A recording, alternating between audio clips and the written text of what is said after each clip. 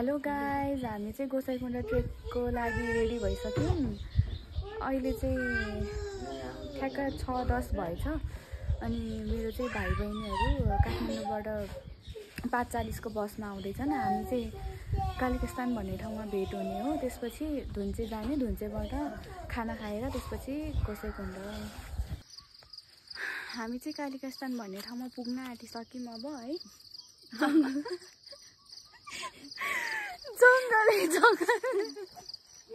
हामी त्यो डाँडामा पुग्न पर्ने छ है। आधी घन्टा जस्तो लाग्छ है अझै। 6:10 हामी घरबाट हिँडेको थियौँ। मैले कति 7:25 भइसकेछ। अनि अझै आधी घन्टा लाग्छ होला। गाडी पनि 8, साढे 8मा त आइपुग्छ है। काठमाडौँको फर्स्ट गाडी 5:40 को गाडी है। काठमाडौँबाट 5:40 मा हिँडेको थियो। हामी त कहाँबाट आयौँ हामी त्यहाँ माथि, त्यो माथिको चाहिँ कालिकस्थान हो। हामी चाहिँ यस्तो जङ्गल, यस्तो जङ्गल हुँदै बल्ल अलि जङ्गल सकिन आँट्यो, अझै छ जङ्गल। हामी चाहिँ कालिकस्थान आइपुग्यौँ। अब बस आइसक्छ। भाइ एक्सक्युज मी,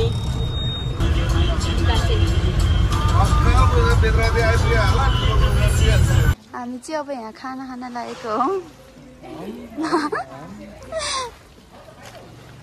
हामी चाहिँ धुन्चेमा पुगेर खाना खान आँटेको है।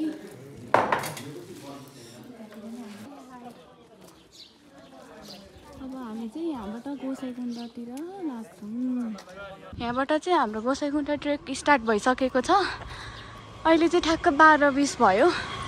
आजको हाम्रो डेस्टिनेसन भनेको चाहिँ चन्दनबारी छ। लेट्स सी के हुन्छ हेरौँ है, कतिको हिँड्न सकिन्छ।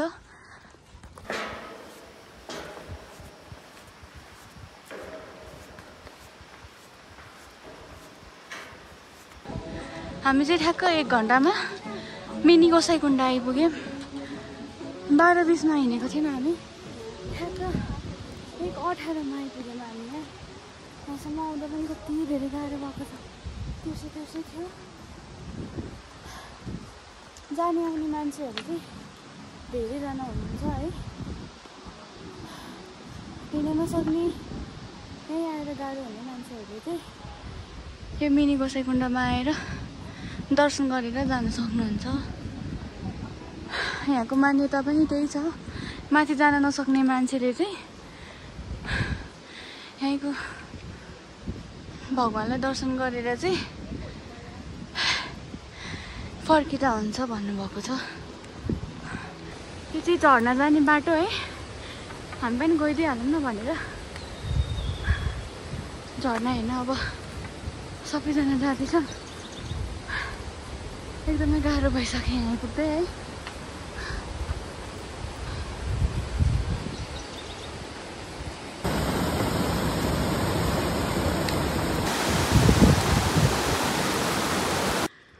घटेकुलोपछि चाहिँ सृजना होटेल आइपुग्यौँ हामी। अब यहाँबाट देउराली पुग्नलाई 1 घन्टा जस्तै लाग्छ होला।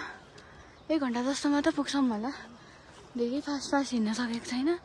यस्तै होइन है।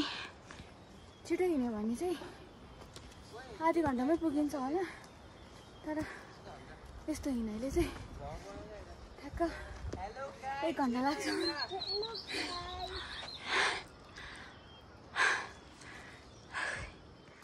हामी चाहिँ ठ्याक्क 7 बजे चन्दनबारी आइपुग्यौँ है।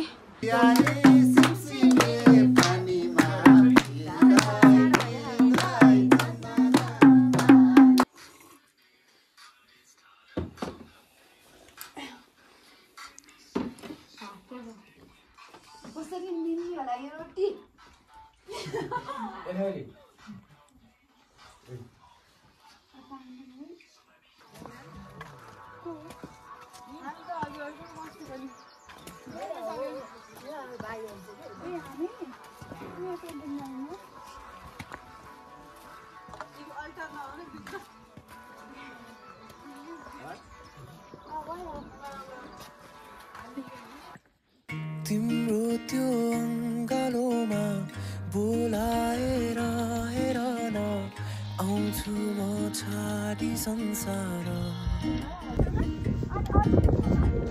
मेरो यो जीवनमा आँसु जति भए नि बाँचुम्ला तिम्रै सहारा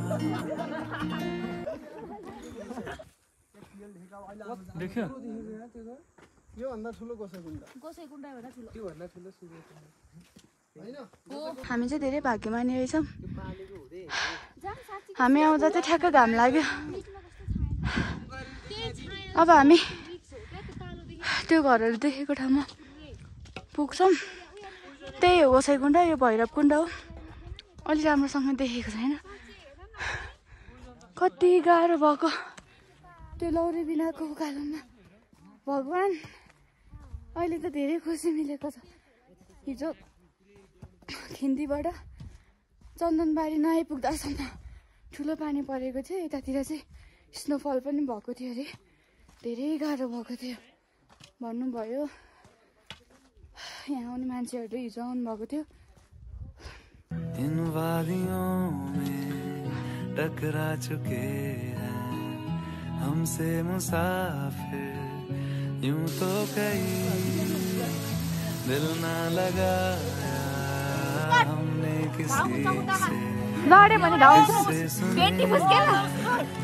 यूं तो कहीं ऐसे तुम मिले हो ऐसे तुम मिले हो जैसे मिल रही हो इत्र से हवा।